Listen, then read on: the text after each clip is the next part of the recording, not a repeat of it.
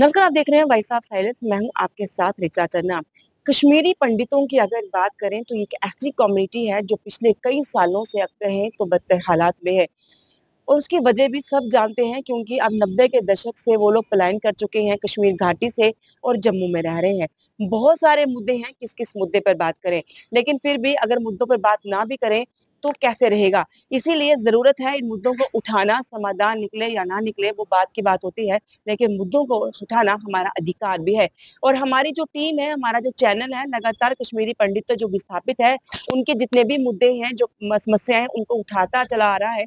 तो आज हम जिससे बात करेंगे ये एक सोशल सर्विस भी करती है, सोशल एक्टिविटीज भी हैं और राजनीतिक पार्टी से भी जुड़ी हुई है। तो अनीता चांदपुरी इनका नाम है, इन्हीं से जानेंगे। मैम, आपका स्वागत है।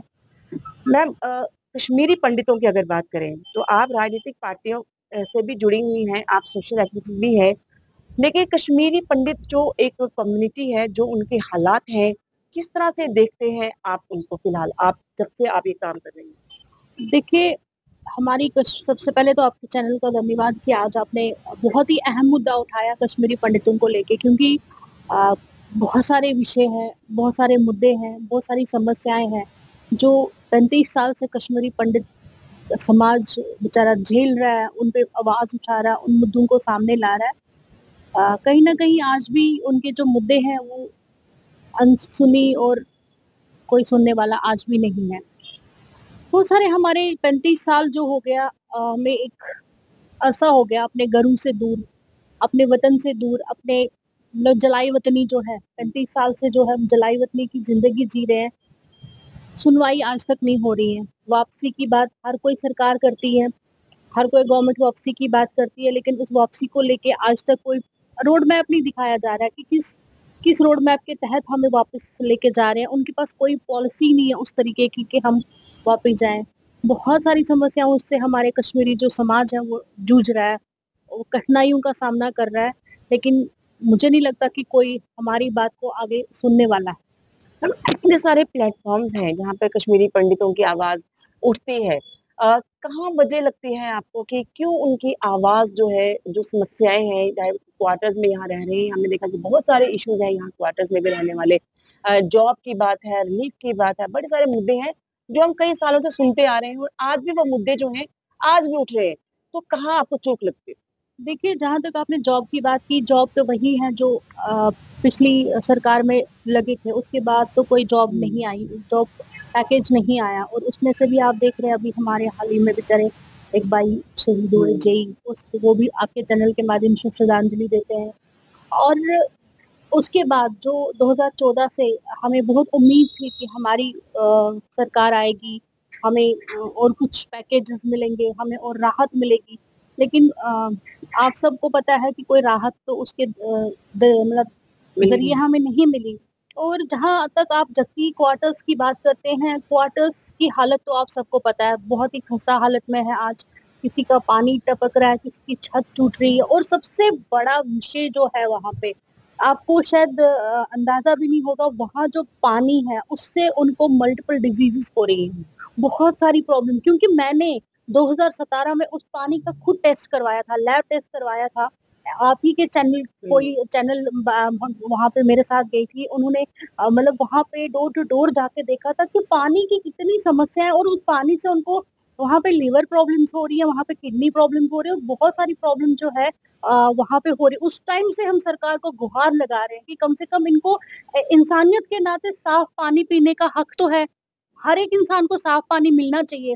लेकिन कभी बोलते बोरवेल बनी है, कभी बोलते वो हो रहा है, कभी बोलता है ये हो रहा है, लेकिन आज तक मुझे नहीं लगता उस पानी जो साफ पानी है उसका भी कोई समाधान हुआ है आज तक। बाकी वहां पे जो आपको पता ही है कितनी सारी प्रॉब्लम्स है क्वार्टर्स की रेनोवेशंस को लेके। अच्छा, सबसे बड़ा है कि जो मासिक रिलीफ मिलता है एक फैमिली को 13,000 रुपए में, क्या सफिशिएंट है 13,000 रुपए?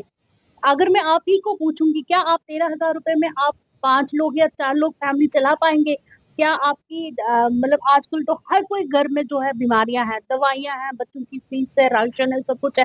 क्या 13,000, पिछले एक दशक से हमारी जो रिलीफ होल्डर्स है उनके रिलीफ नहीं बढ़ाया गया, उनको कुछ एक्स्ट्रा उनके बदले नहीं दिया गया। तो क्या क्या कर हो रहा है? हमारे लिए तो कुछ नहीं हो रहा, हम तो आज भी वही खज्जल है दर बदर है। सिक्योरिटी की बात भी करेंगे। क्वार्टर्स में हमने देखा है कि लगातार चोरियों के मामले आ रहे हैं। कल भी हमने देखा सुभाष नगर में जिस तरीके से क्वार्टर्स में जो रहने वाले हैं, उनके घर में इस तरीके से हुआ। तो क्या सिक्योरिटी का भी मामला है यहाँ पर? कोई सिक्योरिटी नहीं रहती ज्यादातर के क्वार्टर्स के अंदर, तो बुजुर्ग भी वहां पे रहते हैं, ज्यादातर बच्चे जो हैं वो घरों से बाहर होते हैं, उनको लेकर भी कोई आपकी? देखिए पहले हम अपने मतलब क्वार्टर्स की बात करते हैं, हम जत्ती की बात करते हैं, बहुत पहले हमने सिक्योरिटीज के हवाले से बोला गया था, हमने रिक्वेस्ट की थी कि वहाँ पे, क्योंकि जत्ती जो है गांव से भी जुड़ा हुआ है, तो वहां से पूरा ट्रैफिक वहां से चलता है। हमने बोला था कि यहाँ हमारे बच्चे हैं, बुजुर्ग है, वो है, तो एक प्रॉपर गेट गेट तो बने हैं। क्या आपको लगता है वहाँ कोई सिक्योरिटी है? जैसे मतलब अगर हम सोसाइटीज की बात करते हैं, बाहर कोई सोसाइटी होती है तो प्रॉपर गार्ड होते हैं, प्रॉपर गेट होते हैं। गेट का तो कोई फायदा ही नहीं है, जिसको मर्जी है वो, क्योंकि हाईवे है, हाईवे से आते ट्रक्स भी अंदर से चले जाते हैं, तो सिक्योरिटी तो वैसे ही वहीं पे खत्म हो जाती तो है। जहां तक रही सुभाष नगर क्वार्टर्स की बात, तो वहां पे भी ऐसे ही हाल है, बाहर मेन रोड है, कोई भी जाके अंदर घुस सकता है, कोई सिक्योरिटी तो है नहीं उस तरीके से प्रॉपर। तो युवाओं की अगर बात करेंगे खासकर, क्योंकि जो पहले के जो लोग हैं वो अपनी जिंदगी बिता चुके हैं, जो नई युवा पीढ़ी है कश्मीरी पंडितों की, इस पलायन का क्या लगता है, क्या असर उन पर हो रहा है? क्योंकि आप सामाजिक कार्यकर्ता भी रही हैं, आपने एनजीओ चलाया है, आप काम करती हैं जबकि में, हमने देखा है आपके साथ, हमने कई सारी कवरेज भी की है। युवा वर्ग को आप किस तरीके से देखते हैं, जो कश्मीरी कम्युनिटी का खास? देखिए जो हमारी युवा पीढ़ी है ना, उनके पास कुछ नहीं रहा।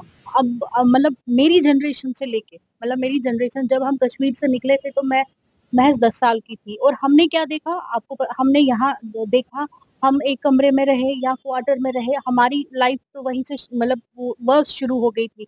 तो अब जो हमारा नेक्स्ट जो जनरेशन है, तो उनके पास तो है ही नहीं, क्योंकि जो पीछे हमारे बाप दादाओं के पास प्रॉपर्टीज थी या जायदाद थी, आज मेरे को लगता है बहुत कम लोगों के पास है, क्योंकि जब वो यहाँ आए तो सरवाइव करने के लिए बहुत सारे लोगों को वो प्रॉपर्टीज बेचनी पड़ी, यहाँ पे रहने के घर बनाने के लिए, बच्चों की शादियां करने, सब तो सक्षम नहीं थे, सब तो गवर्नमेंट एम्प्लॉय नहीं थे, सबको बहुत सारी प्रॉब्लम्स थी। हमारे यहाँ बहुत सारे ऐसे भी लोग हैं जो खाली जमीन पे ही निर्भर थे वहां पे कश्मीर में, तो उनको वो प्रॉपर्टीज बेचनी पड़ी, उनको बच्चों को पढ़ाना पड़ा, उनको घर बनाना पड़ा, उनको शादियां करनी पड़ी। तो आज जो हमारी जनरेशन है वो तो बहुत ज्यादा मतलब वर्स्ट फेस कर रही है, अपने कल्चर से भी दूर हो रही है। बिल्कुल। हम लोगों का कल्चर देखे ना, अब तो मतलब ऐसा हो गया कि मिक्स कल्चर हो गया।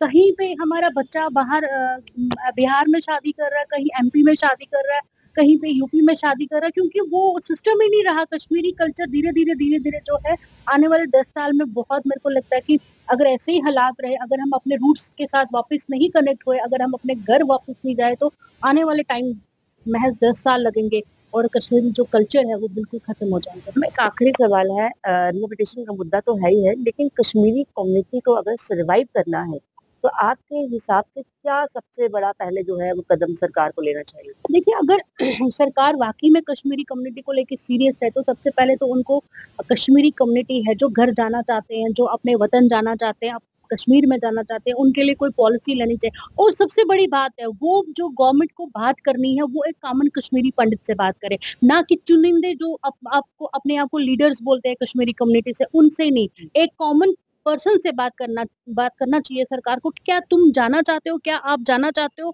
और किन शर्तों, हाँ, तब जाके रोड, और किन शर्तों पे वो जाना चाहेंगे, नहीं ना कि 4 लोगों को बुला के वही 4 जो जिनको अपना कुछ डोल वोल बजाना होता है, वैसा नहीं होता। एक कॉमन पीपल, जो एक कॉमन कश्मीरी, जिसने कॉमन पीपल ने सफर किया है, उनसे उनके पास जाके उनसे बात करनी चाहिए कि आपकी क्या शर्तें हैं, आपके क्या मुद्दे हैं, फिर वो एक रोड मैप बनाए। और सबसे बड़ी बात है, अभी हमारा जो काफी सारा यूथ है वो अवरेज हो रहा है, उनके बारे में सोचा जाए कि उनको कैसे आगे जिंदगी बितानी है। और जो अभी आप पैकेज की बात कर रहे हैं, तो मैं आपको अब चैनल के माध्यम से बता दूं कि ये कैसा मतलब रिहेबिलिटेशन है पैकेज। अभी 2 साल के बाद तो मतलब जो है रिटायरमेंट पॉलिसी शुरू हो जाएगी, और जो क्वार्टर्स है वो उनको फिर उस टाइम छोड़ने पड़ेंगे रिटायरमेंट, तो वो जो अभी वहाँ एम्प्लॉयज है वो कहाँ जाएंगे, इसका मतलब उनको फिर बैक वापस आना।